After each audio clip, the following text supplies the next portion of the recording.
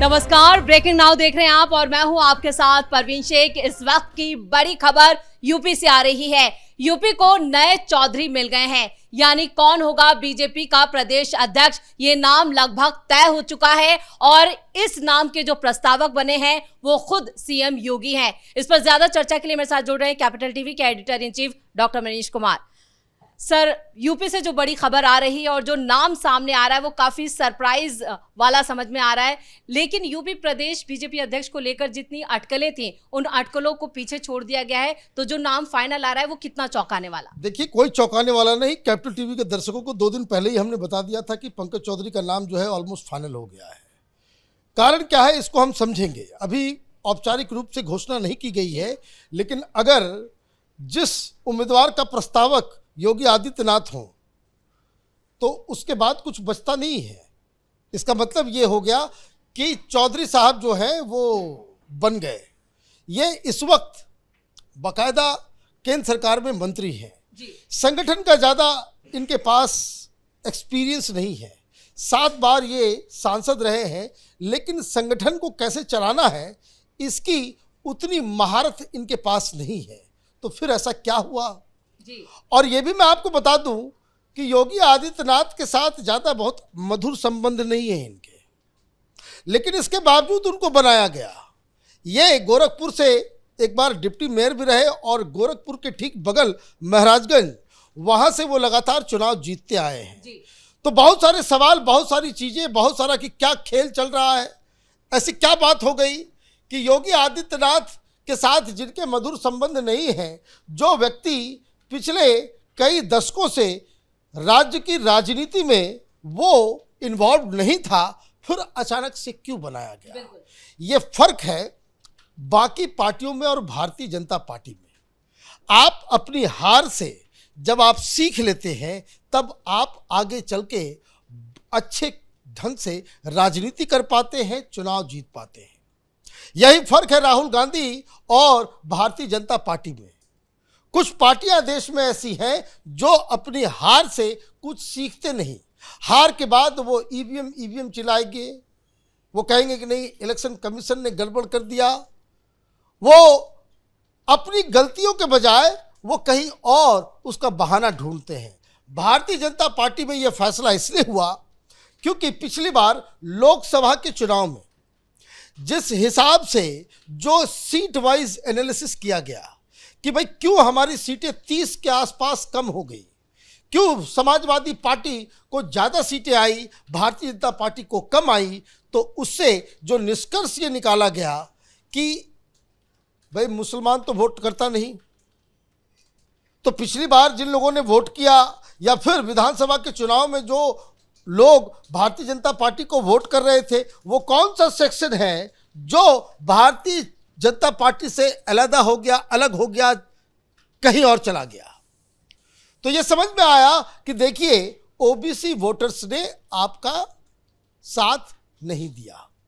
कई जगहों पे ओबीसी वोटर्स जो हैं वो आपके साथ नहीं आए और इसीलिए ओबीसी को चुनना था, बनाना था। 5 नाम चल रहे थे, चाहे वो स्वतंत्र सिंह जी हो, चाहे वो साध्वी जी हो, चाहे चौधरी साहब हो। ये 5 जितने भी नाम चल रहे थे ये सब के सब ओबीसी नाम चल रहे थे। इसका मतलब ये था कि ये शुरुआत से ही ये मसला बिल्कुल उस हिसाब से बना हुआ था कि बीजेपी ने ये तय कर लिया था कि इस बार एक ओबीसी ही बनेगा यूपी का अध्यक्ष। इसलिए ये नाम जो है ये ऑलमोस्ट फाइनल माना जा रहा था। हाँ, आप कुछ पूछ रही हैं डॉक्टर साहब, जो अखिलेश की पीडीए है, क्या उसकी काट के तौर पर भी पंकज चौधरी को देखा जा सकता है? देखिए, पीडीए क्या है? पीडीए जुमलाबाजी है। आप इस समय जब हम रिकॉर्ड कर रहे हैं, एक ब्रेकिंग न्यूज़ मैं आपको दे दूं, सारी गतिविधि लखनऊ में हो रही है और भाई साहब जो वो हैदराबाद में है।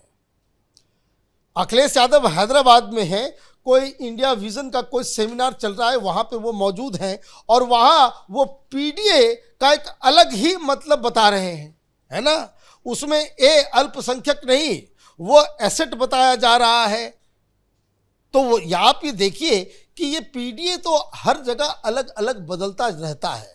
ये बाय फ्लुक लोकसभा के अंदर उनकी सीटें आ गई, वो कारण ये है कि ओबीसी आप बीजेपी से अलग हो गया, इस वजह से उनकी सीटें आई। अब ये पीडीए का जो मसला है, तो ये पिछड़े का तो कुछ वोट समाजवादी पार्टी को मिलता ही है, यादवों का वोट मिलता है, इसमें तो कोई डाउट ही नहीं है।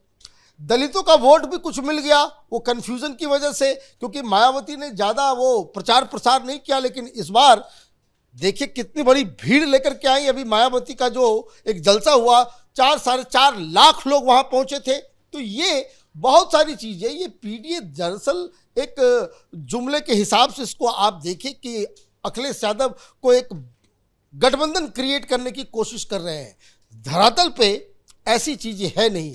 अगर आप ये पीडीए की कुछ लोग थ्योरी दे रहे हैं कि उसके जवाब में ये किया गया है, तो ऐसी कोई बात नहीं है। डॉक्टर, तो आपने शुरुआत में कहा कि सीएम योगी और पंकज चौधरी के बीच जो तालमेल की कमी, जो शुरुआत से ही विवाद रहा है, ऐसे में 2027 चुनाव आने वाला है, लेकिन उसको लेकर क्या अब जो बीजेपी के नए प्रदेश अध्यक्ष और सीएम योगी के बीच की ट्यूनिंग क्या रह सकती है?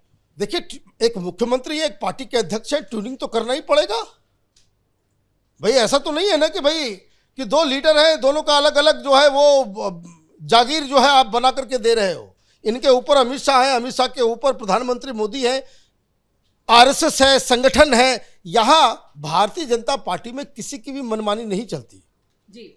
ये पार्टी स्ट्रक्चर का काम होता है। आपने एक मैसेज भी दे दिया, आपने ये कह दिया, ऐसा नहीं है कि जो बाकी पॉलिटिकल पार्टीज के अंदर वो चटुकारता वाली जो है एक परंपरा चलती है कि भाई लीडर के नज़दीक है आप, तो आपको जो है सब कुछ मिल जाएगा, लीडर से आपकी अनाबनी है तो आपको यहाँ कुछ नहीं मिलेगा, ये बताता है। और आप अनमन की बात मैंने बताई, लेकिन उसका सबसे बड़ा प्रपोजर कौन है? सीएम योगी प्रपोज कर रहे हैं। तो इसका मतलब आप ये समझिए कि पार्टी संगठन डिसिप्लिन से चलता है। किसको क्या रिस्पॉन्सिबिलिटी मिलता है, उसको वो रिस्पॉन्सिबिलिटी को पूरा करने के लिए उनको दायित्व दिया जाता है। प्लस जो सबसे बड़ी चीज़ है कि ये बाकायदा एक ऑर्गेनाइज तरीके से काम होता है। इनका भी काम बिल्कुल अलग होगा, इनको भी बहुत सारी चीज़ें अभी सीखनी होगी, क्योंकि ये संगठन को अभी तक चलाने का उनका एक्सपीरियंस नहीं रहा है।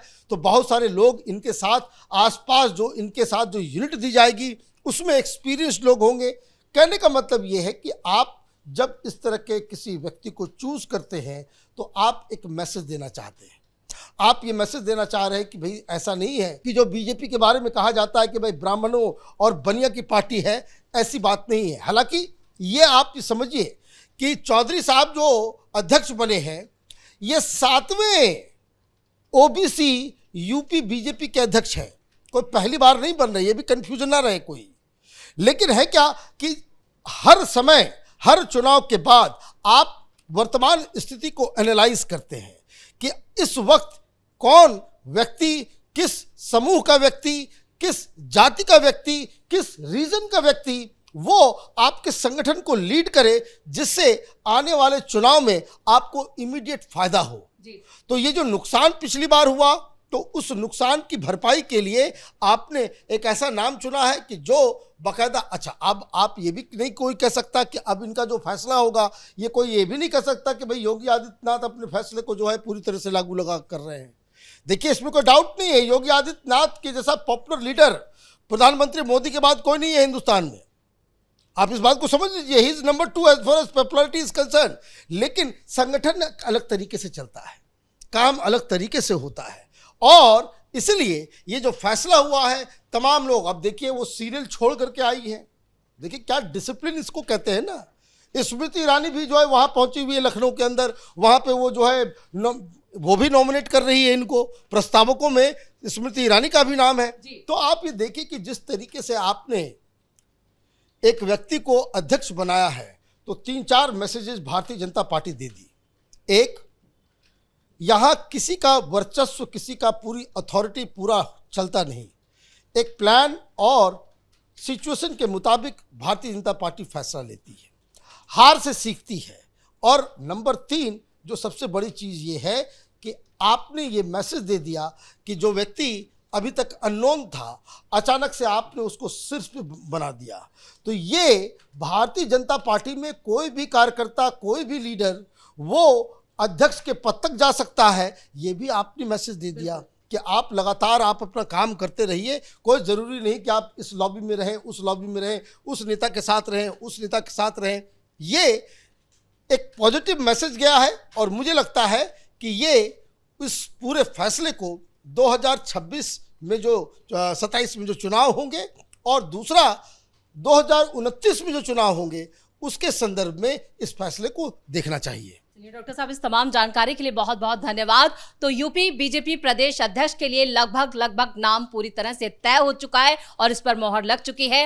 पंकज चौधरी अब यूपी बीजेपी प्रदेश अध्यक्ष होंगे, जिनका औपचारिक ऐलान कल हो सकता है। लेकिन सबसे ज्यादा सरप्राइज वाली बात यह है कि पंकज चौधरी के प्रस्तावक खुद सीएम योगी आदित्यनाथ है। ऐसे में 2027 चुनाव से पहले भी संगठन में कई बदलाव के संकेत भी दे दिए गए हैं। अब देखना यह होगा कि जिस तरह से पंकज चौधरी का नाम सामने आया है, उसके बाद अब बीजेपी कौन कौन से बड़े बदलाव का ऐलान करती है।